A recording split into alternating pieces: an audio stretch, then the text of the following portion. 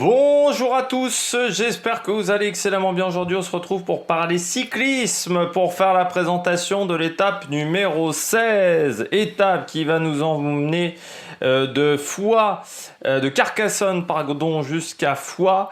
Ça va être une montée très intéressante, une journée très intéressante dans les Pyrénées.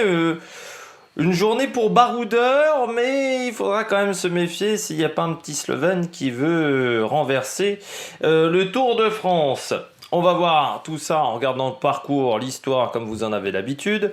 N'hésitez pas à vous abonner à la chaîne, à réagir dans les commentaires, à mettre un pouce bleu, à partager la vidéo sur les réseaux sociaux, notamment auprès de vos proches. Si vous pensez que ça peut les intéresser, dans les commentaires, n'hésitez pas à me dire votre trio de favoris et puis votre grosse cote.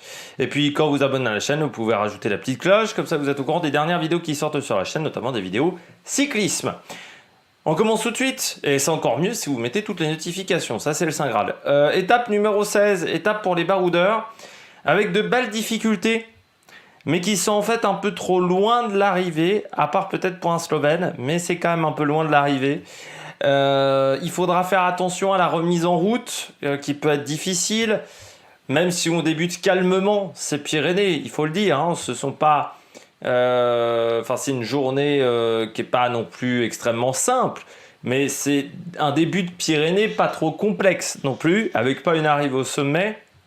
Les gens vont peut-être être durs à remettre en route, et puis avec la canicule, hein, c'est vrai que c'est pas évident. On est quand même sous des températures extrêmement chaudes. Qui dépasse allègrement les 40 degrés encore. Même la journée de repos à Carcassonne n'a pas dû être évidente pour les coureurs. Je ne sais même pas si on a pu rouler, hein, parce que rouler sous 40 degrés, même pour faire, on pourrait dire, un décrassage, je ne suis pas sûr que ça a été réalisé par les équipes aujourd'hui. On a peut-être plutôt privilégié la réhydratation un maximum. Donc il faudra faire attention à la remise en route et puis des niveaux positifs, 3414 mètres, donc vous voyez, c'est pas non plus énorme, mais il y aura quand même du pourcentage parce que je rappelle qu'on arrive dans les Pyrénées. Qui dit Pyrénées dit pente irrégulière, beaucoup plus irrégulière que dans les Alpes, et qui dit parfois fort pourcentage également dans les Pyrénées. Donc il faut faire attention, mais surtout les montées plus irrégulières, et puis qui veut dire également descente très technique, souvent avec pas mal de bois, on voit pas toujours les sorties de virage, donc il faut faire attention. On regarde tout de suite le parcours de cette étape, parcours de l'étape numéro 16. On part de Carcassonne pour aller à Foix, 179 km, on traversera notamment l'Ariège. Première partie de journée plate, et puis ensuite on aura deux cols de première catégorie pour redescendre ensuite vers Foix. On part de Carcassonne, au bout de 12 km de course, on arrivera à la côte de Saint-Hilaire, 1,6 km à 6,6% de moyenne. Cette côte de Saint-Hilaire, c'est pas une difficulté trop importante, ça permettra peut-être à l'échappée de sortir cette côte de Saint-Hilaire. Alors là, vous avez l'impression qu'il y a beaucoup de pentes, oui, mais c'est sur 200 mètres l'écart, parce qu'il y a 1,6 km. Donc oui, le dernier kilomètre est un peu plus compliqué, avec notamment un passage au-dessus de 9% pendant 400 mètres. C'est que 400 mètres, donc voilà, c'est un petit mur, un petit radar, cette côte de Saint-Hilaire, mais ça pourrait permettre d'avoir une première tentative. On redescendra vers Limoux, Limoux qui a connu pas mal d'étapes du Tour de France, pas mal de départs, surtout d'étapes du Tour de France, et puis on arrivera au col de l'Espinasse, col de 3e catégorie, au kilomètre 36, c'est-à-dire à encore 140 km de l'arrivée. Col de l'Espinasse, 5 km 2 à 5,3% de moyenne. Pas très difficile et puis assez régulier, contrairement aux autres cols qu'on verra aujourd'hui, à part le dernier kilomètre et demi qui se fait à 6,9% de moyenne, sinon c'est entre 4,5 5. Donc c'est pas extrêmement difficile, et puis on sera à 541 mètres d'altitude du côté du col de l'Espinasse. On aura ensuite pas tout de suite une descente, hein, ça continuera de monter après le col de l'Espinasse, puis on arrivera à Levallois pour le sprint intermédiaire au kilomètre 68,5, c'est-à-dire à 110 km de l'arrivée, avant d'arriver à Tarascon sur Ariège au kilomètre 97,5.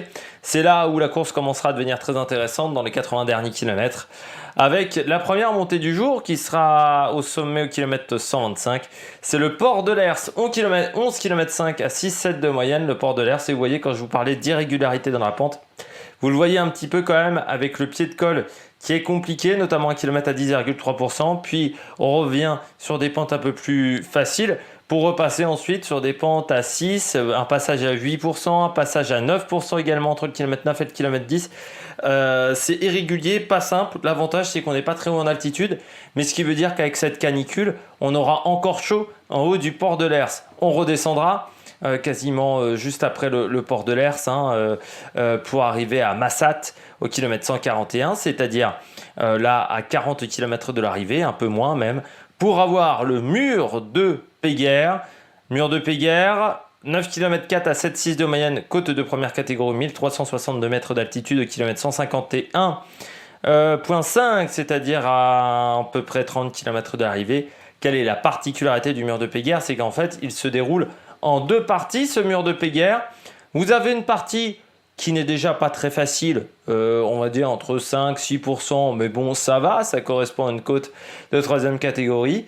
Et puis, en fait, les 3 derniers kilomètres, c'est l'horreur. On aura 3 km au-delà de 10%, avec notamment 2 km au-delà de 12% de moyenne sur le kilomètre. Et ensuite, eh bien, ça devient de nouveau un peu plus facile dans les 300 derniers mètres. Mais sinon, voilà, les 4 derniers kilomètres sont très compliqués sur ce mur de Péguerre. Donc, il faudra faire vraiment 3-4 kilomètres très compliqués sur ce mur de Péguerre. Donc, il faudra faire attention pour les coureurs. Et puis ensuite, donc la descente, début de descente assez technique dans le mur de Péguerre. Il faudra faire donc attention dans ce début de descente, ne pas se faire avoir. On passe tout de suite à l'histoire du Tour de France. Ah oui, donc j'ai oublié juste pour vous rappeler que mur de Péguerre, on termine à Foix. Après une longue descente du côté de Foix, j'ai pas vu de passage très technique. Puis ça m'étonnerait qu'on ait un gros groupe à l'arrivée du côté de Foix. On va revenir donc sur l'histoire du Tour. On va parler du Tour 2012 avec l'étape numéro 14. Un programme assez similaire à aujourd'hui pour ce début dans les Pyrénées. On retrouve notamment le col du Portel et puis l'enchaînement port de l'Hers, mur de Péguerre. Comme aujourd'hui, c'était la première fois qu'on allait au mur de Péguerre sur cette étape qui faisait 192 km entre Limoux et Foix. Bradley Wiggins est en jaune avec 2 minutes 05 d'avance sur Chris Froome et Nibali et troisième à 2 minutes 23. Je rappelle juste, ce Tour 2012, c'est la première victoire de Chris Froome et donc la première victoire de la Sky. Cette étape ne devrait pas engendrer de changement au niveau du général, car la dernière difficulté, le mur de Péguerre, se situe à 40 km de l'arrivée. L'échappée met du temps à sortir, bien entendu, tout le monde veut la prendre, on sent que c'est peut-être le bon coup aujourd'hui. Le peloton est même au complet au moment d'attaquer le col du Portel. C'est Thomas Voeckler qui prend les points au sommet de cette difficulté. Il revient un peu au contact de Frédéric Kessiakoff, le Suédois. C'est au kilomètre 50 que la bonne échappée sort. On retrouve Peter Sagan de la Liquigas, Philippe Gilbert de la BMC, Cyril Gauthier d'Europe, Gorka Izagirre de la Euskaltel à Euskadi, Sébastien Minard d'AG2R, Edouard Vorganov de la Katusha, Sandy Cazard de la FDJ, Sergio Poligno de la Saxo Bank, Kreuzweig et Luisan Sanchez de la Rabobank, Martin Velitz de Omega. Très vite, l'échappée prend de l'avance et à 70 km de l'arrivée, l'écart est de plus de 14 minutes. Cette échappée, elle s'est formée en 2 temps. Dans les descentes du col de Portel, on a Sagan qui a accéléré.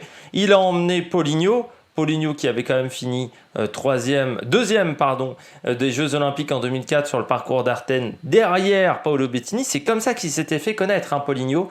C'est comme ça qu'il avait rejoint notamment la Trek. Et à l'époque, il s'appelait Discovery Channel. Et puis, vous avez Kreuzweig, le néerlandais. Après 15 km, ce groupe se fait rejoindre par un groupe de contre où vous avez notamment Vorganov, Philippe Gilbert, Sandy Cazard et autres. Dans le port de l'Hers, c'est Poligno qui passe en tête devant Vorganov, mais là, ça n'a pas d'incidence pour Kessiakoff, le Suédois, qui est en tête du classement du maillot à poids.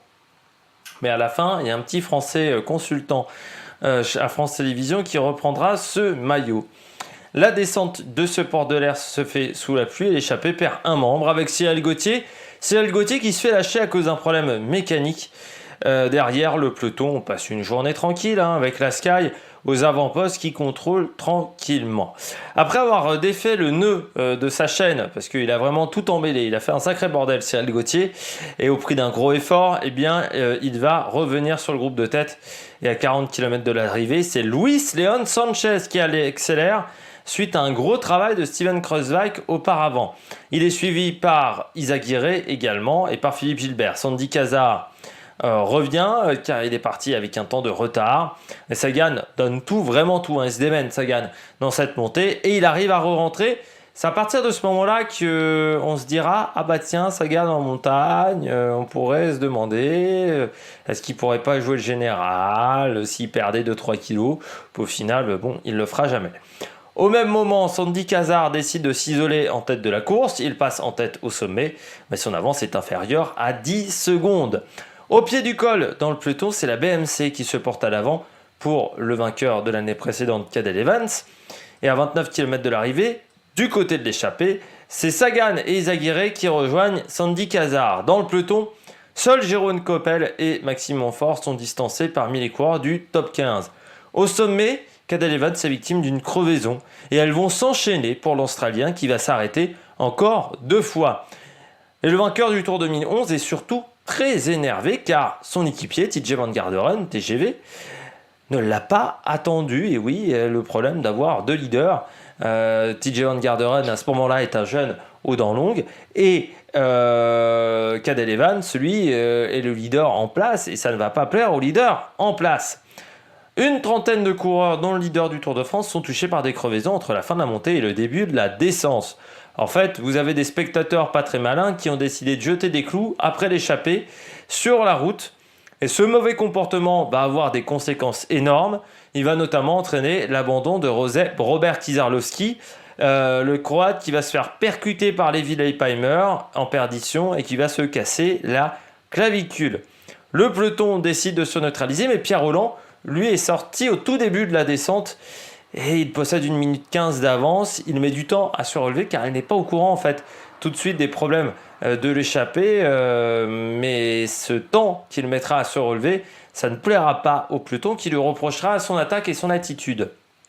À 18 km de l'arrivée, Luis León Sánchez et Philippe Gilbert reviennent sur le groupe de tête. On retrouve donc 5 hommes à l'avant. L'entente n'est pas bonne à l'avant de la course, c'est à 11 km de l'arrivée. Sanchez attaque et personne ne le suit. En fait, il a profité que tout le monde se ravitaille, notamment Peter Sagan, qui décide à ce moment-là de manger pour faire son attaque. On rappelle que Luis León Sánchez est un petit filou dans le peloton. C'est un coureur qui n'hésitait pas à ruser pour gagner des étapes à l'époque, notamment sauter des relais. Enfin, c'est un petit peu le Thomas Voeckler espagnol à l'époque, Luis León Sánchez. Evans, quant à lui, est toujours distancé par le peloton suite à ces 3 crevaisons. Sanchez s'impose grâce à sa tactique, mais aussi à Steven Kruijswijk, encore une fois, qui a fait un gros travail dans le pied du mur de Pégard, parce que je rappelle qu'à l'époque, Luis León Sánchez était du côté de la Rabobank. Derrière, Sagan devant Sandy Cazard au sprint. C'est le dernier podium de la carrière de Sandy Cazard, que ça soit sur le Tour de France, mais même dans sa carrière totalement. Il prendra sa retraite l'année d'après. C'est aussi la 4e et dernière victoire de Luis León Sánchez sur le Tour de France. Et oui, ça fait 10 ans que l'Espagnol n'a pu remporter d'étape. Et il sauve un petit peu quand même le Tour de France de la Rabobank qui avait perdu tout espoir de bon classement général suite aux mauvaises performances de Denis Menchov. Pas de changement au niveau du classement général. Pour le maillot vert, Peter Sagan augmente son avance qui est de quasiment 100 points. Et puis pas de changement pour les autres maillots, à part au niveau du maillot à poids où Voeckler fait un petit rapproché sur Kessiakoff. Du côté des célébrités en cyclisme, on a déjà fait du côté de Carcassonne, on peut juste noter qu'on va passer dans l'Ariège. Et dans l'Ariège, c'est le département de Lydian Calmejeanne, le coureur d'AG2R Citroën. Parmi les autres célébrités, on a Fabien Barthez du côté de Levalanais. Là, on aura le sprint intermédiaire, Fabien Barthez, notamment pilote aux 24 heures du Mans, directeur d'équipe d'endurance, mais surtout champion du monde 98 et vainqueur du championnat d'Europe 2000. Également Fabien Barthez, un gros palmarès, également spécialiste du crachat sur arbitre, pour ceux qui s'en souviennent. Fabien Pelou, grand joueur de l'équipe de France, également judoka. Je crois qu'il est ceinture noire de judo, Fabien Pelou. capitaine de l'équipe de France sous l'ère de notre président de la Fédération française, qui a été également ministre, secrétaire d'État, j'ai oublié son nom. Bernard Laporte, voilà, j'avais oublié. Oh putain, Alzheimer. Hein. Bernard Laporte, donc c'était le capitaine sous Bernard Laporte, assez souvent Fabien Pelou. Chloé Morteau, qui est Miss France 2009. Et Perrine Lafont, ski de boss, également youtubeuse. Quatrième des derniers Jeux Olympiques. On passe à la météo. Soleil, forte température, 33 à 36 degrés, ressenti pouvant monter au-delà des 40 degrés aujourd'hui. Ça va encore être une journée compliquée pour les coureurs au port de l'Hers. Donc à 1500 mètres d'altitude, il fera encore 31 degrés en température. Hein. Donc ça va être très compliqué, même dans les montées, vent d'eau sur la majeure partie de la course, entre 15 voire 40 km/h en rafale. Donc il devrait pas mal pousser les coureurs, de dos voire 3/4 d'eau. Hein. Donc il faudra faire attention sur la portion de plat en début de course, qu'il n'y ait pas des tentatives de coup de bordure pour tenter de renverser la course. Stratégie, soit grosse bagarre entre les leaders et victoire d'un favori, soit plutôt une échappée de 8-12 coureurs et victoire dans ce groupe. Je parie plutôt sur la deuxième option, mais on peut quand même avoir des surprises. Parmi mes pronostics, je mets Pierre Latour en cas d'échappée. Je mets Thibaut Pinot, mais Thibaut Pinot qui repartirait dans un contre. Là encore une fois, avec le vent en début de journée, on pourrait avoir du mal à avoir une échappée qui parte facilement. Et on pourrait donc avoir un groupe de costauds avec notamment Thibaut Pinot. Caruso aussi, si on était dans la même stratégie de course. Et puis en grosse cote, j'ai mis Dombrowski, le coureur d'Astana. On l'a peu vu depuis le début de course, mais c'est souvent un coureur quand même assez discret. Par contre, quand il est à l'avant de la course, Dombrowski, c'est un coureur sur lequel il faut compter. On passe aux horaires. Du côté des horaires, départ réel 12h40. Je vous dis, à chaque fois, je ne donne pas le fictif. Le sprint intermédiaire à Levallois, 14h18, 14h29. Le pied du port de l'Hers à 53 km de l'arrivée entre 15h46 et 16h07. Le pied du mur de Péguerre à Massat entre 16h03 et 16h26. L'arrivée est prévue entre 16h58 et 17h27 pour cette étape. J'espère que vous avez aimé cette vidéo. N'hésitez pas à vous abonner à la chaîne, à réagir dans les commentaires, à mettre un pouce bleu. Nous, on se retrouve demain 7h30 pour faire la présentation de l'étape numéro 17 et puis ce soir pour faire le débrief de l'étape à partir de 21h, mais bon, parfois ça peut arriver à 21h30, 21h45 selon l'envie de la connexion ADSL. Et puis vu comment il fait chaud, parfois la DSL ça n'aime pas les fortes chaleurs. D'ici là, on se retrouve pour de nouvelles aventures sur la Mac Production. Ciao ciao.